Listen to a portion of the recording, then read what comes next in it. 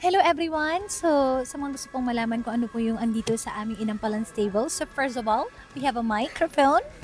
Cute naman ang boses ko. We have a ball pen to write. Una si Jessica. And then, of course, we have our judge sheet. And then we have the lyrics of the contestants so that we will know if they forgot or something. So, that's it. And this is the button.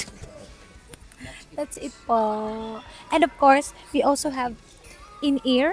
In-ear po, dito po namin maririnig yung boses ng ating mga contestant para mas malinaw po. Yung boses lang po yung naririnig namin dito. So, yun po.